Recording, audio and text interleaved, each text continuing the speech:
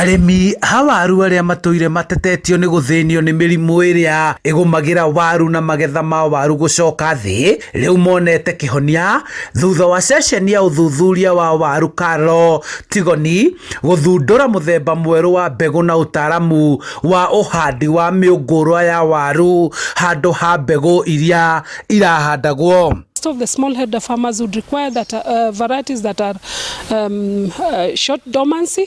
That is, immediately you are harvesting it, you can take 2 weeks and you can plant it back. And then they also require varieties that are early maturing, because we have short precipitation period because of climate changes. Ngwatanĩro ya ataaramu a ũrĩmi na ũthuthuria wa mbegũ AGRA ĩnyitanĩire na University ya Egerton na ceceni ya ũthuthuria wa waru Karo Tigoni mathundũrĩte mĩũngũrwa ya waru ĩrĩa ĩraciarithio na ihenya na wona yahandwo ĩkahota gwĩtiria mĩrimũ na gũkũra na ihenya na gwĩtiria rĩera ona hĩndĩ ĩrĩa mbura yacererwo gũkũ ĩkĩhe mũrĩmi magetha kĩondo kĩihũru. Ndagĩtarĩ Susan Otieno nĩ mũrũgamĩrĩri mwerũ wa Karo Tigoni.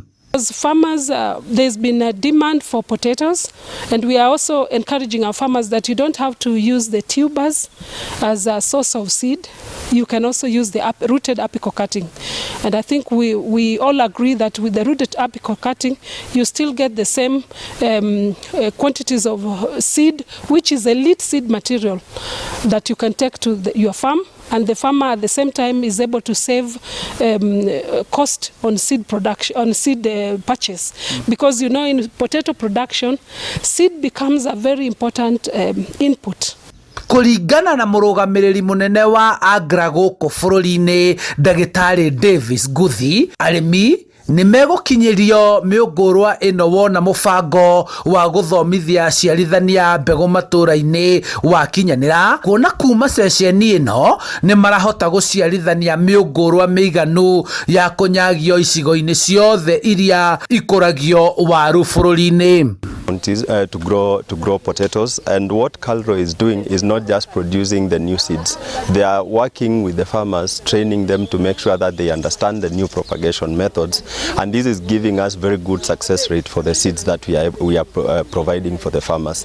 Ũthuthuria ũyũ ũtanyĩtwo gũteithĩrĩria arĩmi kũrĩma mĩthemba ya waru ĩrĩa ĩrĩhotaga kũgĩa na thoko njega ya arĩa mahũthagĩra waru biacara-inĩ ciao, hamwe na gũtheremia ũrĩmi wa waru icigo-inĩ ingĩ iria itakoragwo ciyũkĩtie ũrĩmi ũyũ nĩguo kuongerera magetha ma waru bũrũri-inĩ. They are using tubers or they are using the cuttings. They are able to access good quality seed and clean seed. So here we are doing both methods. There is the apical rooted cuttings, which helps us in terms of multiplication because you can do it very quickly. But also we are also doing the tubers, but we are trying to make sure that farmers do not recycle seed as they have always done, but are able to access from Calro good seed, clean seed and certified seed.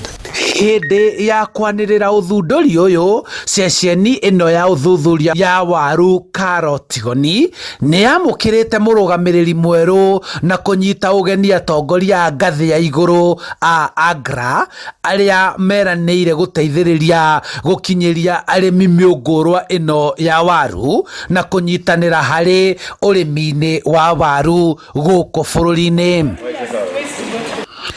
Handũ-inĩ ha Inooro TV kuma kaunti-inĩ ya Kiambu, njĩtagwo Charles Gĩkunga wa Kariũki.